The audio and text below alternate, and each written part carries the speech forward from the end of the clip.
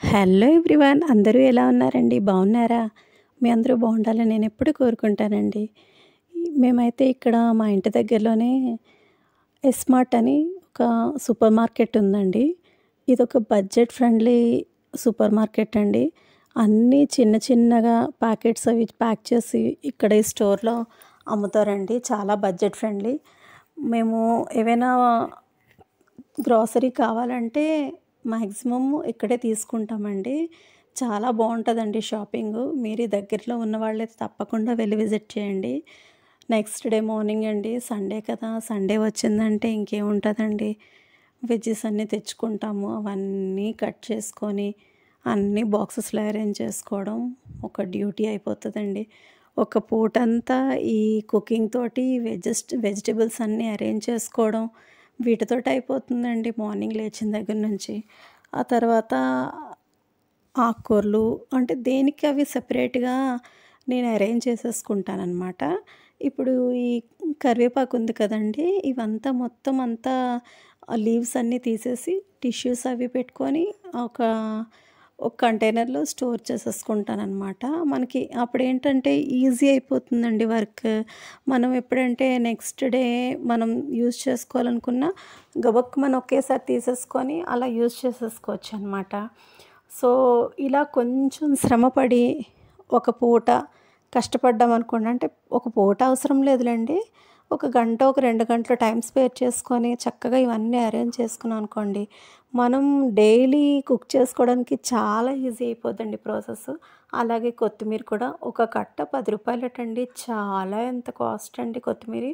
సీజన్‌లో అయితే మనకెంత దొరుకుతది కదా! సో, కొత్తిమీర లేకపోతే నాన్ వెజ్‌కి, సాంబార్‌కి, పులుసులకి అన్నిటికీ కొత్తిమీర ఉంటే టేస్ట్ బావుంటది కదా! అందుకే కంపల్సరీగా తెప్పిస్తాననమాట. ఆ తర్వాత ఏంటంటే అన్నీ అలా అరేంజ్ చేసుకుంటాను.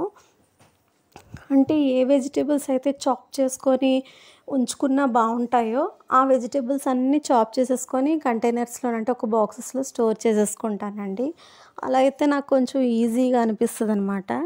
సో, అలాగే పాలకూర, తోటకూర, కొత్తిమీర, గోంగూర ఇవన్నీ అలాగే వేటికవి సెపరేట్‌గా టిష్యూస్ అవి యేసుకొని చక్కగా అరేంజ్ చేసేసుకుంటాను. కొంచెం శ్రమతో కూడిన పనే కానండి, మనకి తర్వాత డైలీ లంచ్ బాక్స్ పెట్టే టైంకి మనకు వర్క్ అనేది చాలా ఈజీ అయిపోతదండి.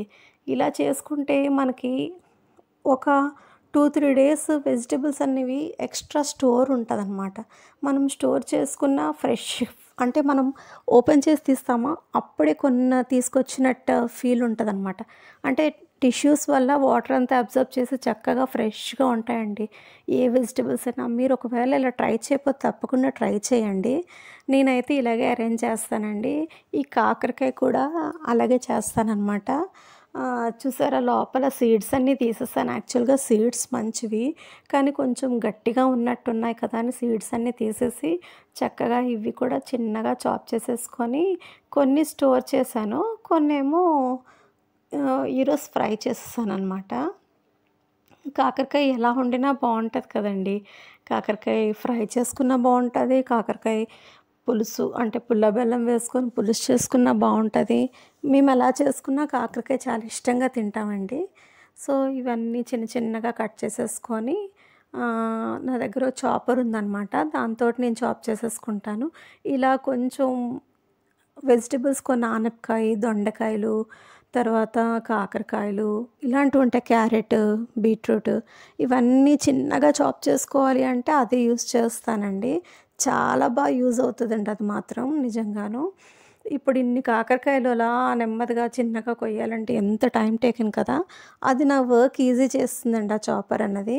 సో, నేను అలాగే కట్ చేసుకుంటాను. ఇవి కట్ చేసుకొని బాక్స్‌లో స్టోర్ చేసేసుకుందామని అన్నీ చక్కగా సీడ్స్ అవి తీసేసుకొని అన్నీ కట్ చేసుకొని పక్కన పెట్టుకున్నాను.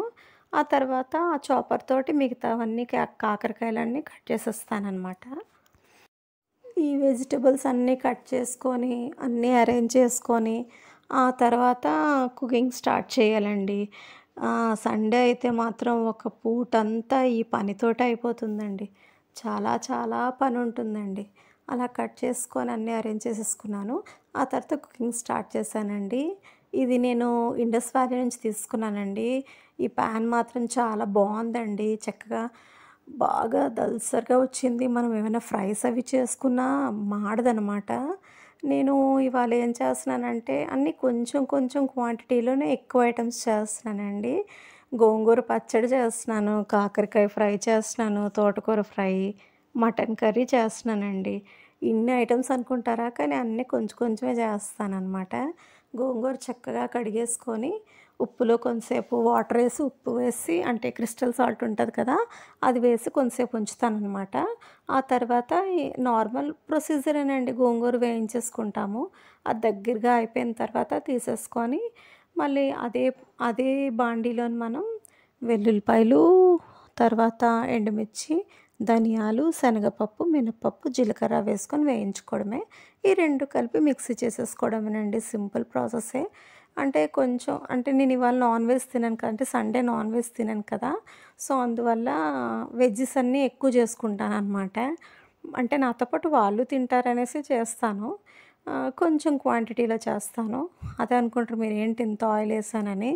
కానీ అది అలా కనిపిస్తుంది గానీ నేను కొంచెం ఏసానండి. ఆ తర్వాత కాకరకాయ ఫ్రై చేస్తున్నానండి ఇంకో పక్కన. హ్మ్. ఉల్లిపాయలు ఉల్లిపాయలు, శనగపప్పు, మినపప్పు, ఆవాలు, జీలకర్ర, కరివేపాకు వేయించుకున్న తర్వాత కాకరకాయ చిన్నగా కట్ చేసుకున్నాం కదా! అవేసి ఎండుమిర్చి మర్చిపోయానండి. అందుకు మళ్ళీ వేశాను. ఉప్పు, కారం, పసుపు వేసుకొని అలా సిమ్‌లో పెట్టుకుంటే ఎంత ఫ్రై అయిందో తెలుసా అండి. అంటే ఇదేంటంటే చాలా థిక్‌గా ఉందండి పాన్ మాత్రం. మనకి ఏదైనా ఏ కర్రీస్ మనం కుక్ చేసుకున్నా మాడదండి అంత త్వరగా. చాలా థిక్‌గా ఉందండి. ఇండస్ వ్యాలీ నుంచి తెప్పించుకున్నాననమాట. హ్మ్. తర్వాత ఏంటంటే కాకరకాయ ఫ్రై అయితే కంప్లీట్ అయిపోయిందండి. అలాగా సిమ్‌లో పెట్టుకొని ఫ్రై చేసుకుంటే చాలా టేస్టీగా భలే ఉంటదండి ఫ్రై. ఆ తర్వాత ఇంకో పక్క మట్టి పాత్రలోనేమో తోటకూర ఫ్రై చేస్తున్నాను సీసమ్ ఆయిల్ తోటి. అంటే తోటకూర ఫ్రై నువ్వుల నూనెతో చేసుకుంటే చాలా టేస్టీగా ఉంటదండి. ఇవాళ తోటకూర కూడా చాలా చాలా లేతగా ఉందండి. లేతగా ఉన్న కూరైతే మంచిగా కమ్మగా ఉంటదండి. నేనైతే వెల్లుల్లి గుడ్లవి వేసుకొని నువ్వుల నూనెతో చేస్తే చాలా టేస్టీగా వచ్చాయి. ఇవాళ మాత్రం ఎంత ఫాస్ట్‌గా చేసినా చాలా ఎక్సలెంట్‌గా వచ్చాయండి అన్ని రెసిపీస్. ముందుగా ఈ మట్టి పాత్ర పెట్టేసి ఇందులో కొంచెం ఆయిల్ వేసుకున్నాను. ఆయిల్ కొంచెం హీట్ ఎక్కిన తర్వాత మనం ముందుగా సిద్ధం చేసి ఉంచుకున్న వెల్లుల్లి ఉంటాయి కదండీ! వాటికి పీల్ ఔట్ చేసేసుకొని వెల్లుల్లిపాయలు వేసుకోవాలి. వెల్లుల్లిపాయలు, ఆ తర్వాత ఎండుమిర్చి, శనగపప్పు, మినపప్పు, ఉల్లిపాయ, జీలకర్ర, ఆవాలు ఇవి మంచిగా వేగిపోయిన తర్వాత మనం ముందుగా సిద్ధం చేసి ఉంచుకుంటాం కదండీ తోటకూర చిన్నగా కట్ చేసేసుకొని అది కొంచెం వాటర్‌లో వేసి, ఉప్పు వేసి ఉంచుతాను కదండీ! ఏ లీఫీ వెజిటబుల్ అయినా నేను అలాగే చేస్తానండి. చూసారా ఇది నువ్వుల నూనె కదా! ఇలా బబుల్స్‌లా వస్తాయండి. ఆ తర్వాత ఎండుమిర్చి, పోపు దినుసులు వేసేసాను. ఆ తర్వాత ఆనియన్స్ కూడా వేసేసాను. ఇది కొంచెం వేగిన తర్వాత మనం తోటకూర కూడా వేసి, ఉప్పు, కారం, పసుపు వేసేసుకొని అలా సిమ్‌లో పెట్టేసుకుంటే తోటకూర ఫ్రై అయితే మాత్రం అయిపోతుంది. కానీ చాలా టేస్టీగా వచ్చిందండి. ఎంత వచ్చిందో కొంచెం క్వాంటిటీలో వండినా చాలా మంచి టేస్టీగా భలే వచ్చిందండి. ఉట్టి తోటకూరతోటే రైస్ తినేవచ్చు అన్నట్టుగా వచ్చిందండి. చాలా తోటకూర ఫ్రై అయితే ఇప్పుడు తోటకూర వేసేసుకుంటున్నామండి. పోపు దినుసులన్నీ మంచిగా వేగిపోయిన తర్వాత ఆల్రెడీ వాటర్‌లో సోక్ చేసి ఉంచుకున్నాను కదా! అది వేసేసుకొని ఉప్పు, కారం, పసుపు వేసుకొని మూత పెట్టేసుకుంటే తోటకూర ఫ్రై అయితే రెడీ అయిపోతుందండి.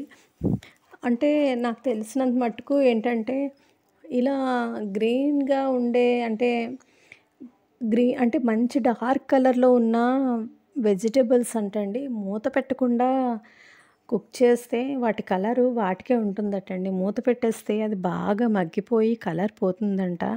అంటే ఇలా డార్క్‌గా ఉన్న వెజిటబుల్స్ తింటే మన బాడీకి చాలా చాలా మంచిదంటండి. మన హెల్త్ పరంగాను. ఇది నేనెక్కడో విన్నానండి.